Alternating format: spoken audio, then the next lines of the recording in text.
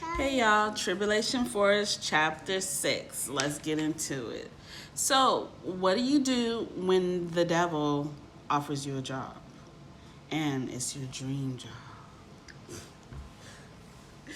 That is the same question that Buck is asking, as well as Ray. They both have offers to work for Nikolai Carpathia.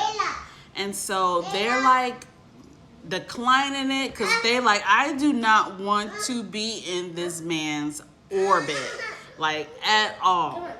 But not realizing that they need to talk to Bruce, talk it over to Bruce, and so they keep saying no, like no. But the devil's like, I'm not gonna take no for an answer. So he's like, think about it. You could have whatever you want. You could live whatever you want. You could have as much money as you want. You have all this autonomy. I'm not gonna mess with anything. I want your honesty. I want you to tell the truth as you know it, and things like that. So I'm like, read this chapter and just really sit and think about it. What would you do if the enemy offered you everything? I mean, he offered Jesus everything. And what did Jesus do? Jesus was basically said, none of this even belongs to you, because I'm the Lord. The Lord is the Lord.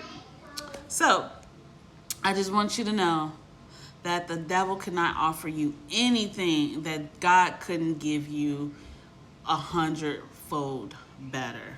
Like, don't take, just because something sounds so good doesn't mean it is divine.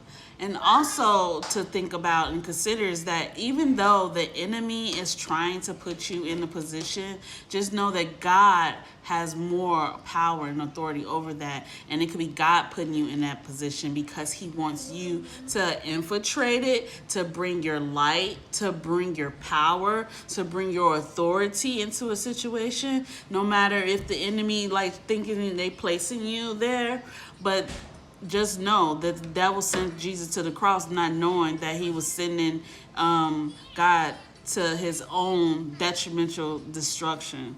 Like, God going to the cross destroyed the power of the enemy over us and over our lives. And we have broken that. God has broken that chain through his blood. And so through his blood sacrifice that continually washes over us, that continually keeps us, that we continually accept in our lives, in the working power of God's blood working through us to destroy the works of the enemy.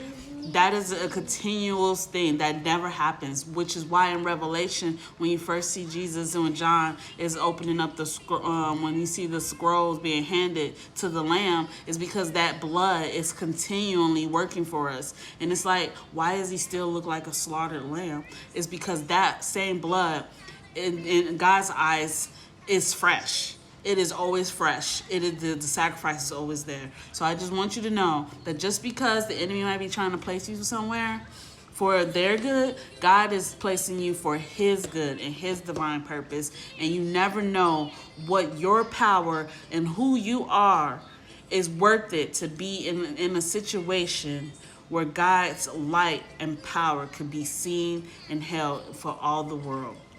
So stay blessed. Keep up with the reading because these books are good. I'm telling you, we're in this time. We don't want to live through the tribulation here on earth. We want to live there at the supper feast of the Lamb. But just to know what the idea was going on, like this book, I'm telling you, it was written over 20 years ago. And now we're seeing the fruition of some of these things in real time because the Bible is the living word. So have a great day, y'all. Bye.